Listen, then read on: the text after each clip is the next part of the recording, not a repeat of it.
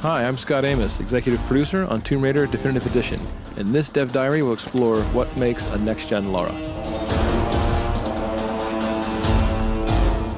Lara's entire model was upgraded, both textures and materials.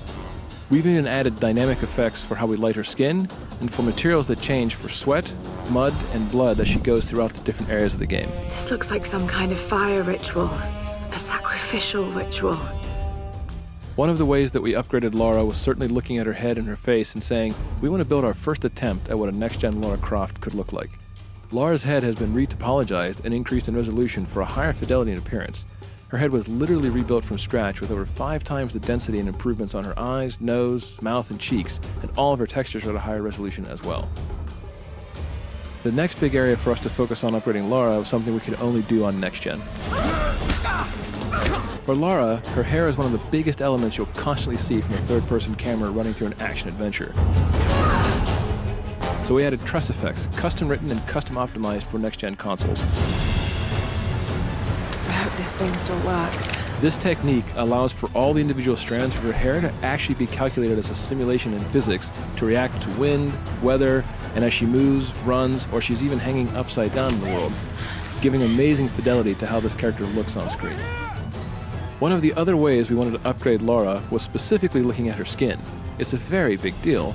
It's another part of her character that you see a lot, and she goes through so many big changes in this world where she gets muddy, or bloody, or wet from all the rain, or when wading through stagnant pools. So we wanted to add something special for how we light her skin as well.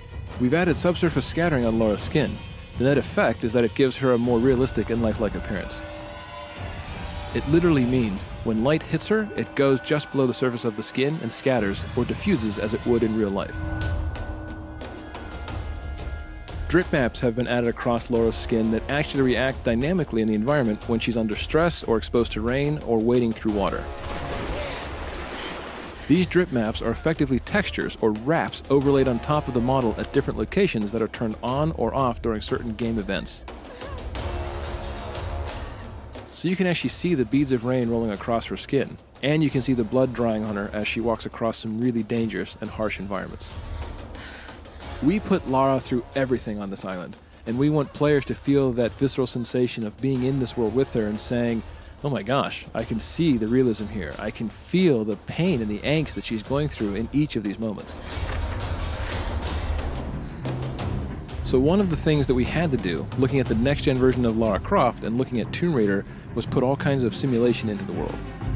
All of her gear now has physics simulation added on top of it. You'll see when she has the bow on her back, it will jostle around realistically as she jumps, runs, and traverses the terrain. We even went so far as to make the very arrows themselves and the quiver jostle and move according to how she runs and traverses the world. You'll even see things like the radio that is strapped to her back, pistol in her holster, and more importantly, one of the key pieces of equipment, her climbing axe, swinging naturally as she runs around or climbs or hangs from various areas. It adds that nice subtle nuance that when people see it, it just makes the world feel more realistic. It makes her feel more grounded and cohesive rather than props that are just stuck to her. This gear is actually tied to her in a realistic way. So this is just a glimpse at how we made a next-gen Lara. From the different effects we added to the dynamically changing materials on Lara's skin. From all the new head, face, and tress effects hair to the physics we added to the gear itself. This is truly the definitive edition of Tomb Raider.